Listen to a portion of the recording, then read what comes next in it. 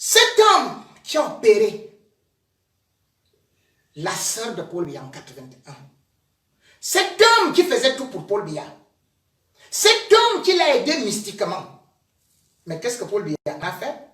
La seule chose, pourquoi est-ce qu'il reste là sans vie, mais pourquoi est-ce qu'il reste là et qu'il n'a pas été tué? C'est parce que le 20 avril 2017, il déclare sa candidature. 97.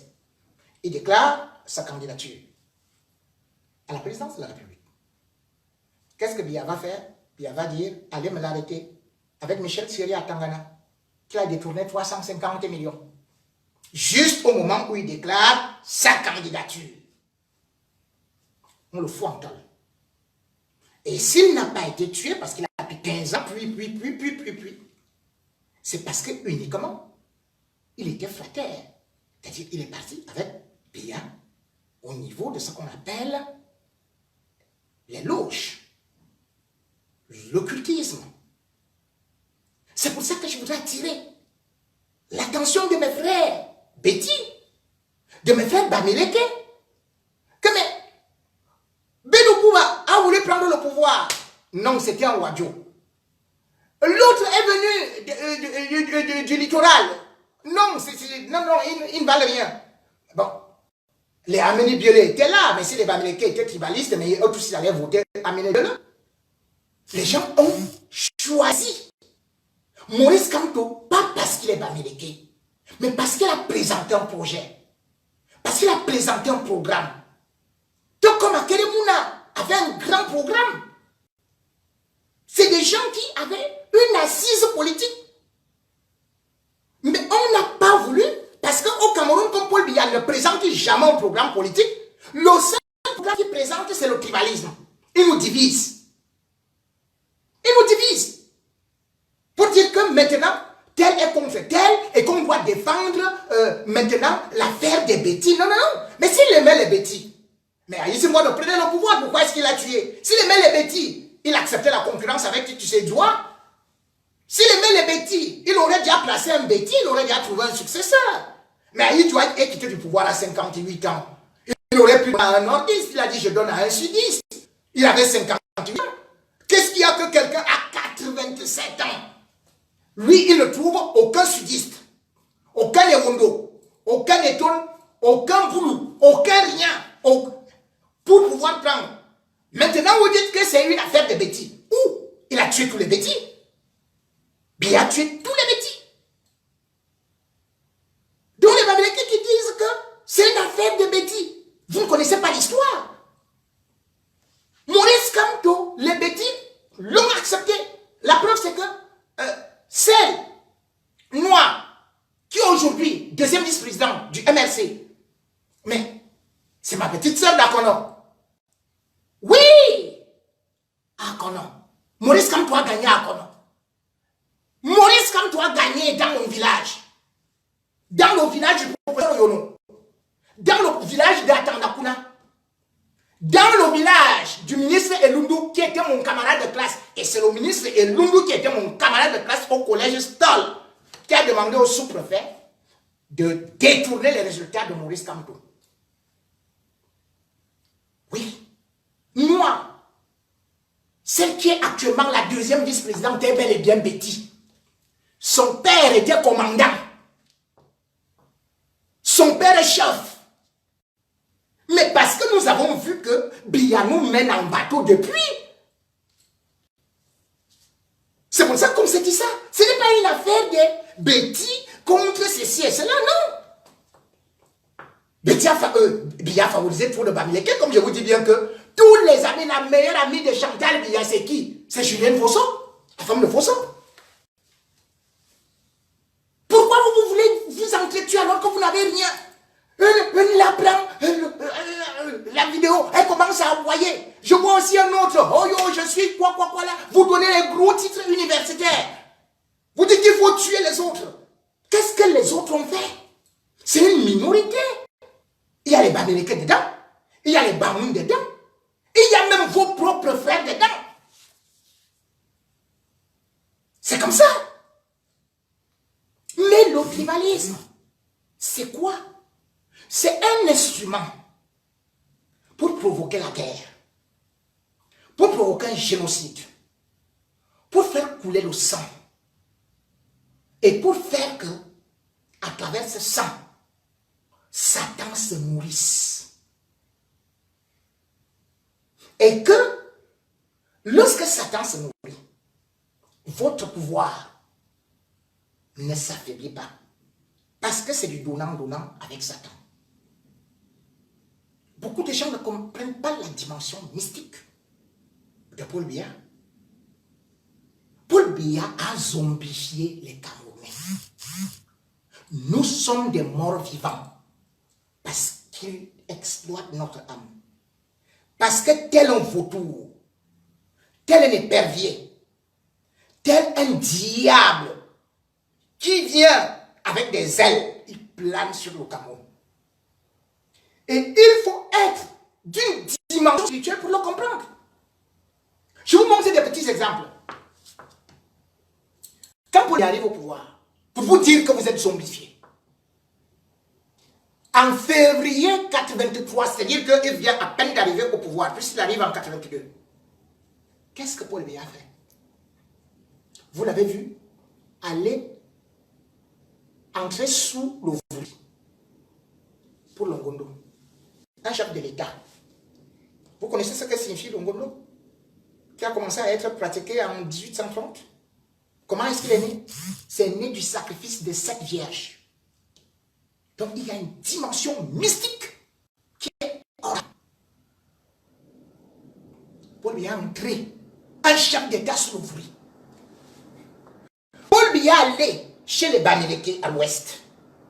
Qu'est-ce qu'on lui a donné? Les grandes peaux d'animaux sauvages qui mangent de la chair, qui se nourrissent du sang. Paul Biya est allé chez les bêtis. Qu'est-ce qu'on lui a donné? Les lances, les machettes, qui sont les instruments de guerre. Donc, Paul Biya, sur la dimension mystique, a dit qu'il s'appelle l'homme lion. L'homme lion, c'est pour régner dans la jungle.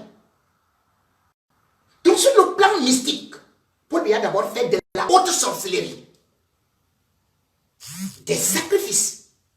Et ces sacrifices, les Camerounais n'ont pas compris cela dans la mesure où dans le livre du professeur Tchitsédoua, dans le livre des Balangoumou, qui s'intitule 100%, celui qui a passé 30 mois en prison parce qu'il avait écrit les choses sur le palais, où il disait qu'on couchait avec des chiennes là-bas, qu'on couchait avec des cadavres, et tout et tout.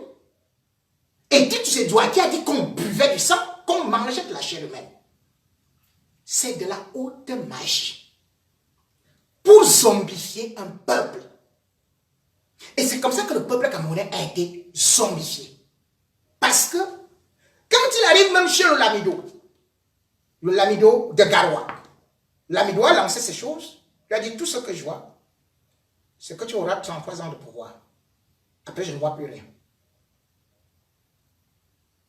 Et aujourd'hui, c'est terminé. Avant, personne ne pouvait discuter de son pouvoir. Quand tu finis de discuter, on dit, on chantait Paul Biya toujours chaud, chaud, chaud. Regardez l'état du Cameroun. Parce que maintenant, il faut faire beaucoup de sacrifices. Parce qu'il a dépassé son délai de péremption. Il a incarné l'homme lion. Et le lion, dans ce que vous regardez, la dimension spirituelle, qui lui a fait incarner l'homme lion, c'est un colonel. Comment on l'appelle? Il était de Dieu. Assoeman. C'est lui qui l'a amené chez les Pygmées.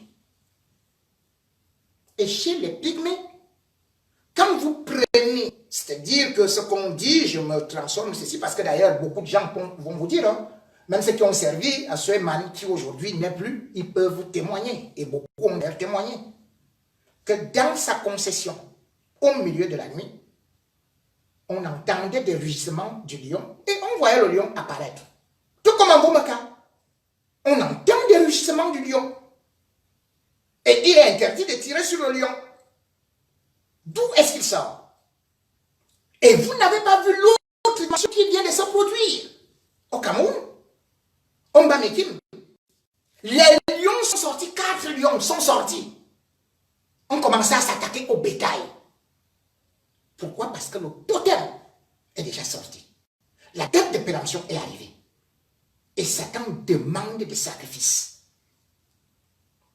Regardez tout ce qui est arrivé depuis que Paul Biya est au pouvoir. Combien de sang a été versé? Putsch, en 1984, 1500 morts, dont la plupart des musulmans. Émeute de la faim.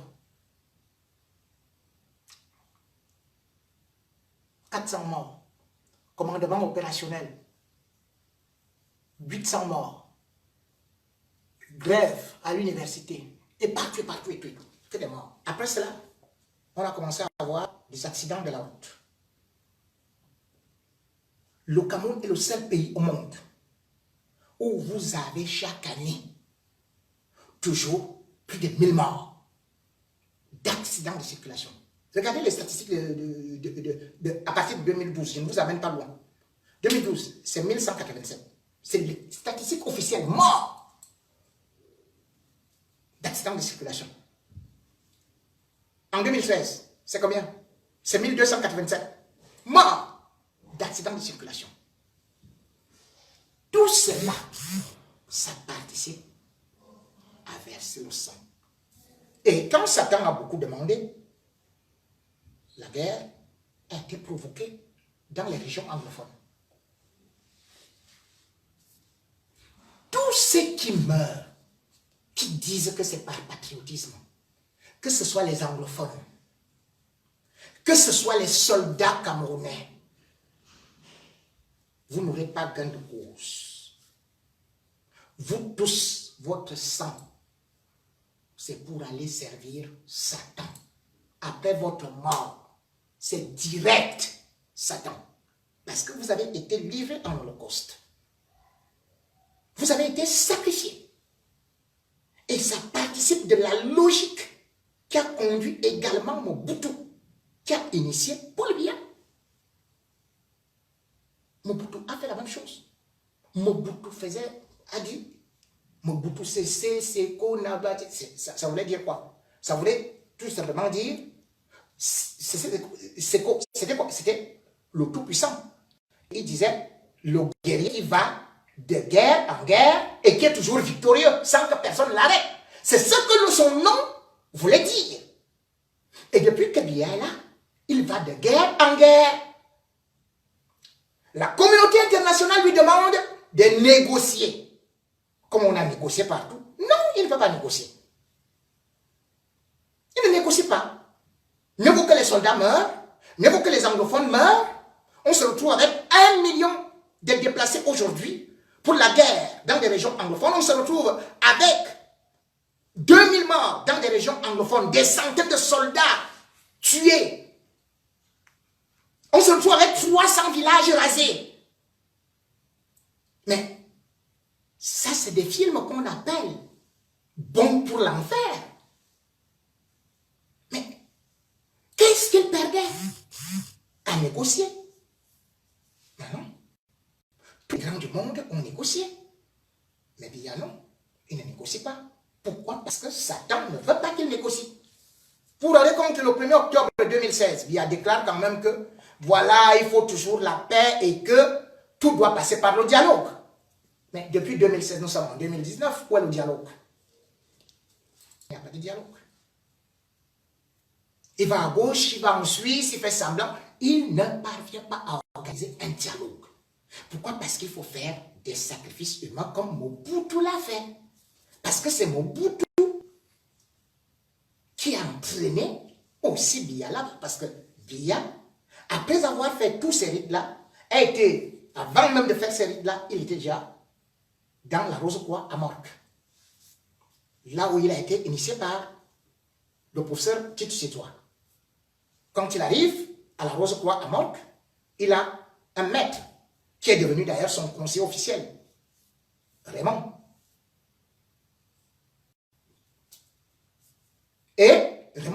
c'est comme ça qu'il s'appelait. Raymond Bérard.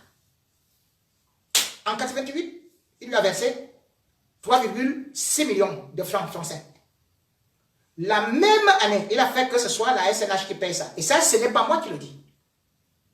Ça, c'est le canard enchaîné qui le révèle. La même année, il fait que on verse, la présidence de la République verse au même type. C'est-à-dire que le grand maître de la Rose-Croix, qu'on lui verse 20 millions. Il lui faut aussi 20 millions de francs français. La présidence de la République. Il fait qu'on lui offre aussi, il lui offre aussi un tableau qui était à 5 millions. Après cela, le même type va créer ce qu'on appelle le circus. C'est-à-dire qu'un machin d'études spirituelles, quelque chose comme ça là. Il crée ça. Et puis il y a des falques. Vous vous rendez compte? Il défalque encore pour le même monsieur 80 millions. Et il dit, ou bon, c'est remboursable en 99 ans. Donc le monsieur de la Rose-Croix doit lui rembourser ça en 90 ans. Entre-temps, il va aussi dans une autre loge qu'on appelle Ortis, c'est-à-dire que ordre du temple initiatique. Là-bas aussi, il finance. Biyaba chez les francs-maçons, il lance là-bas. Il va maintenant faire la cabale chez Aknasi. C'est-à-dire que un juif, exactement la même chose que Mobutu a eu à faire. Parce que eux tous, après cela, il va faire la magie indienne. Là où Mobutu l'a amené. Parce que Mobutu lui-même, il a entraîné là-bas par le grand Franco, qu'on appelait Maître Franco, qui a chanté Mario et consort et tout. C'est lui qui était le grand maître de cette magie indienne en Afrique. Ça s'appelait Opikourania, quelque chose comme ça. Primakuria, voilà. C'est le nom de cette secte. Primakuria. Et c'est dans cette secte donc, et d'ailleurs c'est Mobutu lui-même qui le révèle, à un journaliste français, dans son bateau, il dit, un grand maître m'a trompé, j'ai signé 30 ans de règne, et à partir de là, je suis devenu un tueur. Après, il s'est ressaisi quand le journaliste lui dit, mais vous dites quoi? Vous êtes devenu un tueur comment? Il dit non, c'est les Français, les Belges et les Américains qui m'ont fait signer des accords. Donc, il tourne la conversation. Or, en fait, il était dans le délire. Parce que Mobutu, d'ailleurs, son ministre de la communication, il le témoigne, allez sur YouTube, le ministre de la communication de Mobutu. Il dit Mobutu avait les talismans partout. Ils allaient en Inde. Que Mobutu, d'ailleurs, il avait construit exactement là au Paul Biava, souvent là ça s'appelle hôtel intercontinental. Mobutu, lui, il a construit l'hôtel intercontinental au Zaïre. Et tout un étage était occupé par des marabouts. D'autres venaient en Inde parce que dans la secte de Primakuria. Donc, c'est ça qui donne donc, quand on dit 30 ou 33 ans maximum, après cela, vous n'avez plus le pouvoir. C'est pour ça que Mobutu a régné exactement pendant 31 ans. Après, le Zaïre était à feu et à sang. Regardez toutes les dimensions mystiques. Lorsque Jeanne Irène meurt, pour vous dire, Jeanne Irène meurt le 22 juillet 1992.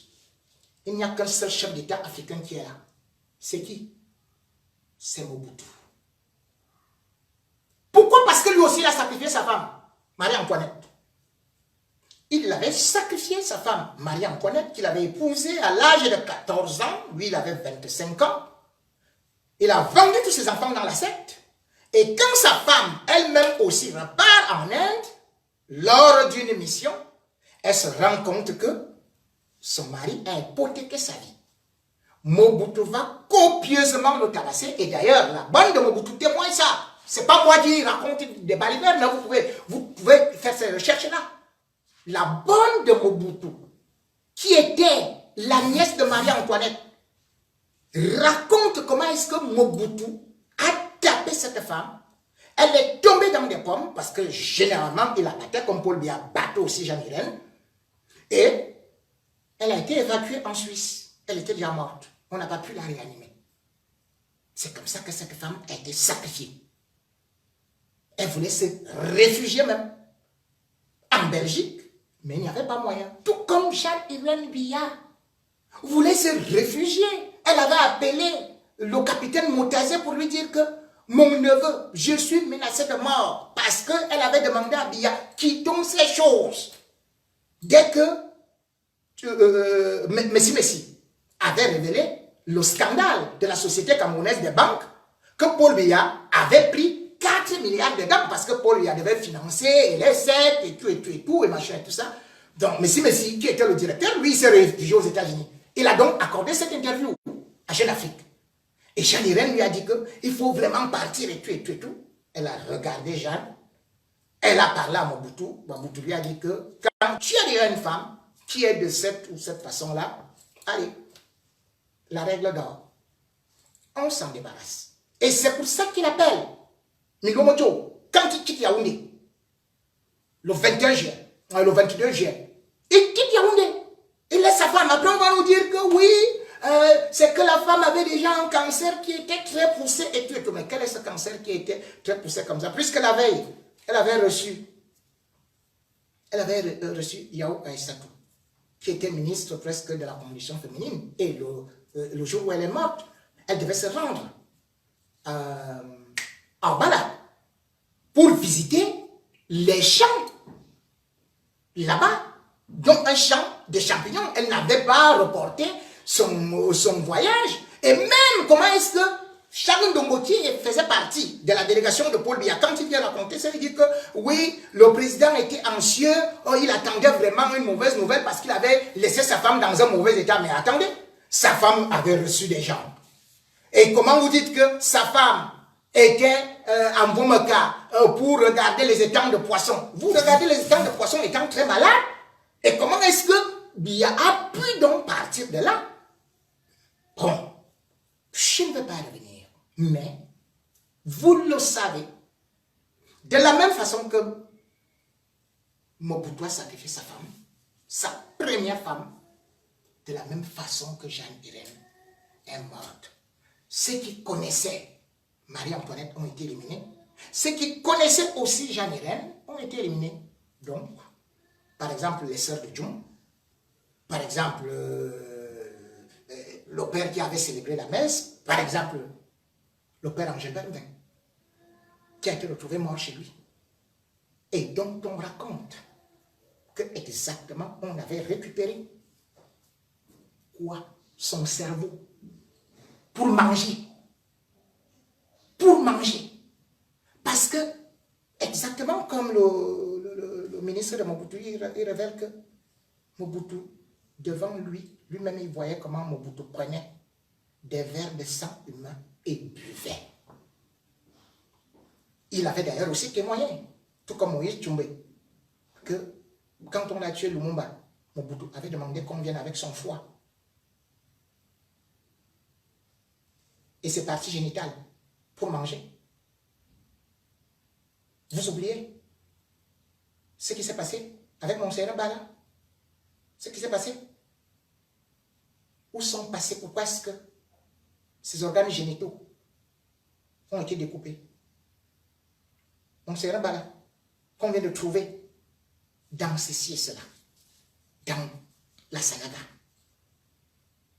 les sacrifices humains, les rituels, le satanisme, les adeptes de Lucifer ont pris en otage le Cameroun. Et j'ai dit, priez.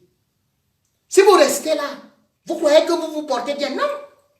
Vous êtes zombifiés. Les Aïrois étaient exactement comme vous. Jusqu'à ce que quand Mobutu est rentré lui aussi de la Suisse, ayant le cancer de la prostate, on applaudissait Mobutu. Plus que comme vous applaudissez même bien là, quand lui aussi il est rentré dernièrement de la Suisse. Et pourtant, il était bien malade.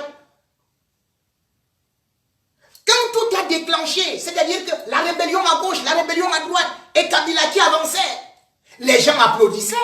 Et faisaient aussi, ils venaient avec des mots de tribalisme, exactement comme vous êtes en train de faire. Parce que vous ne voyez pas ce qui est en train d'arriver. La seule chose qui peut sauver aujourd'hui Biya, c'est que la guerre s'installe comme au Rwanda. Les Camerounais, dans une mare de sang, vont se sacrifier. Satan va lui accorder un répit. Si vous ne vous sacrifiez pas, si vous évitez les guerres tribales, si vous évitez de prendre les matières, je vous rappelle bien que le génocide au Rwanda, qui a été commandité par les suppôts de Satan, ça a coûté 1 million de vies en 100 jours. Au Cameroun, ça va coûter 4 millions de vies. Lisez Apocalypse. Demandez à ceux qui ont une dimension spirituelle, ceux qui sont en train de se dessiner. Vous êtes les futurs morts. Comment vous pouvez faire une guerre contre un Bamileke puisque votre voisin est Bamileke? Comment vous pouvez faire une guerre contre un Béti puisque votre voisin est Béti? Il se lève un matin, il vient, il déchiquette vos enfants. Et vous allez faire quoi s'il y a une guerre intertribale? Supposons par exemple que moi, j'ai épousé une fille Bamileke. Et nos enfants sont quoi? Bamileke, Béti. Vous faites comment? Vous allez les diviser en deux. Et quand vous savez par exemple qu'en Boukada, rien comme Boukada, Kamdem s'est installé là-bas à épouser des filles Béti. Vous allez faire comment? Cette qualité de guerre. La guerre tribale. Ceux qui disent, oui, comme les Bétis sont tribalistes, nous aussi on doit devenir tribalistes. Ceux qui vous poussent dans cet incendie-là, eux-mêmes sont au service de Satan. Ils ne seront même pas là quand la guerre va déclencher. Ils ne seront pas là. Vous allez vous entretuer là-bas. Je vous ai dit, je suis déjà en France. Quand je parle comme ça, d'aucuns croient que c'est moi qui vais d'abord mourir.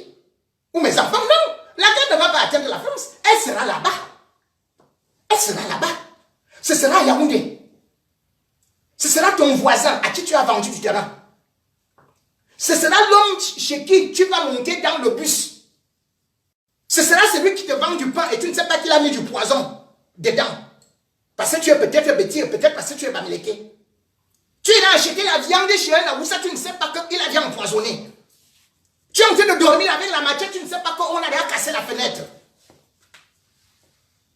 Pour protéger un vieillard de 87 ans, vous n'avez pas honte? Vous ne pouvez pas demander à Biyaka, mais donne alors même le pouvoir à un bétion, s'il nous aime beaucoup. Biyaka donne le pouvoir à un bétion, on voit. Pourquoi tu veux pousser les Bétis et les Bamileke dans des guerres? Pourquoi tu veux pousser les anglophones comme tu nous as déjà poussé les anglophones contre les francophones? Pourquoi? Pourquoi? Pourquoi tu n'envoies pas tes enfants là-bas?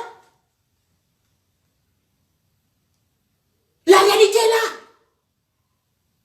Ce sang que vous allez verser va nourrir le démon, va revitaliser Biya. En 2004, Biya disait, vous voulez mes funérailles? Vous avez déclaré que je suis mort. Attendez, je vous donne rendez-vous dans 20 ans. Mais attendez.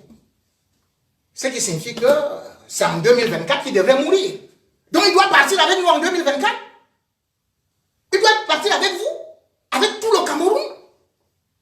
Pourquoi est-ce qu'il ne parvient pas à organiser une réconciliation dans un pays où les gens vivaient en paix? Donc c'est ce satanisme que je condamne. Parce que le démon est devant vous. Parce que vous ne savez pas ce qu'ils ont fait. Biya a signé ses engagements comme Mobutu. Après eux, c'est le déluge. Ils n'ont jamais aimé leur pays. Ils ont aimé le culte de la personnalité. Mobutu aimait descendre de quelque part en disant qu'il vient des nuages et il voulait se faire déifier. Il voulait défier Dieu. Et d'ailleurs, il ne croyait pas en Dieu. Parce qu'il était l'ennemi de Dieu. Il faut savoir qu'il a d'abord fait une école catholique avant de tourner. Tout comme Biya a aussi fait une école catholique. Il est devenu petit séminariste, il est devenu séminariste avant qu'il ne soit renvoyé. Et les gens qui sont renvoyés comme ça deviennent très dangereux. Mobutu, c'était l'incarnation. Son symbole, c'était quoi? C'était le léopard. Biya, son symbole, c'est quoi? C'est le lion. Le léopard et le lion aiment les hommes. Le symbole du parti de Mobutu, c'était quoi? La flamme. La flamme, c'est quoi? C'est l'enfer. Le symbole du parti de Biya, le RDPC, c'est quoi? La flamme. La flamme, c'est quoi? L'enfer.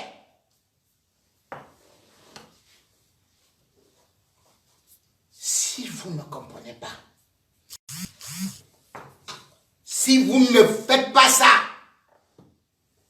si vous ne prenez pas vos Corans, ou si vous n'appelez pas vos ancêtres, ce pays est en train de couler. Je vous avais prédit qu'on ne va pas organiser la CAN. Je vous avais prédit qu'on ne pouvait pas gagner la guerre contre les anglophones. Je vous avais prédit tout ce qui allait se passer après l'élection de 2018. Je vous prédis que Biya est en train de préparer le génocide. Et d'ailleurs, le 26 juin 2019, le Sénat américain a bel et bien dit le Cameroun est sur la voie du génocide. Tous les feux sont ouverts. Et c'est pour ça que aujourd'hui les Américains et même les Français très inquiets parce qu'ils ont des intérêts aussi au Cameroun. Et les Français ont 200 sociétés au Cameroun. Et ils voient aujourd'hui que, ne serait-ce que dans le nord-ouest, le sud-ouest, là, ils devaient se faire du beurre. L'acide ici est déjà tombé. La Sonara est déjà tombée. Beaucoup de choses vont encore tomber. Et quand le génocide va arriver, ils ne vont pas beaucoup gagner parce qu'ils sont quand même 200 entreprises. Et c'est pour ça qu'aujourd'hui, ils valident ce qu'on appelle le forum des anciens chefs d'État africains. Donc Paul Biya était incapable d'organiser un dialogue. Maintenant, c'est les anciens chefs d'État venant d'autres pays qui vont essayer de résoudre le problème du Cameroun en appelant tous les Camerounais. Et c'est pour cela que je demande à tout le monde qui sera convié à ce forum des anciens chefs d'État africains. Allez-y, n'hésitez pas. Il y va de l'avenir de notre pays. Nous devons nous dire pardon. Nous devons éviter le pire. Sardinard, Tontinard, nous tous nous sommes Camerounais. Cochonard, Maquisard, nous tous nous sommes Camerounais. Il n'y a pas un meilleur plus que l'autre. Il n'y a pas une tribu supérieure à l'autre. Et en politique, nous ne devons pas chercher à nous entretuer. Même en Afrique du Sud, vous avez vu en décembre 1989, Frédéric Leclerc, qui avait toute la puissance en Afrique du Sud, il a demandé allez me chercher Nelson Mandela en prison. On est parti le chercher en prison, ils ont négocié. Il a dit je vais même te donner le pouvoir, pourvu que l'Afrique du Sud reste en paix. En 90, Nelson Mandela, en février, il a été libéré calmement, avec tous les prisonniers politiques. Vous avez vu ce qui s'est passé au Kenya, avec Uhuru Kenyatta. Il a appelé Raila Odinga pour lui dire, venez, on négocie, c'était en 2018, c'est-à-dire la même année que nous aussi, on faisait l'élection au Cameroun. Le Kenya est entré en paix aujourd'hui. Il a appelé son opposant, il lui a dit, bon voilà, l'essentiel c'est que nous avancions. Tous les autres pays le font. Quel est ce pays, le Cameroun, où Paul Biya est le seul Dieu, il n'y a personne d'autre. On dit on ne peut pas négocier avec les terroristes, on ne peut pas négocier avec Maurice Kamto, on ne peut négocier avec personne, on ne peut négocier avec personne. 4-27 ans. Donc si Paul Biya meurt là, le Cameroun meurt, il est né avec le Cameroun. Donc c'est pour ça que je vous motive à aller vers ce symposium-là. C'est vrai que j'ai aussi entendu parler d'un autre sommet qui est organisé par le CP, je crois que Cameroun patriotique, voilà, quelque chose, c'est pays démocratique. Donc, beaucoup de gens m'ont appelé par rapport à ça, parce que ça aura lieu 26, 27 et je crois 28. Ce sera en Allemagne. Ce sommet, j'aurais bien voulu l'accepter, mais il y a des dérogations que je me pose encore. Parce que, en même temps, il faut se dire que ce n'est pas c'est-à-dire que le Conseil des Camerounais de la diaspora qui a été créé par le général Wanto en 2005. Mais ce nouveau truc qui est, enfin, cette nouvelle organisation qui est née m'interpelle. Ça m'interpelle pourquoi? Parce que je ne connais pas exactement lorsque je vois qu'il faut déjà un gouvernement de transition. Et c'est là où je vais interpeller les grands combattants comme le docteur Tennyson, des gens qui sont là depuis.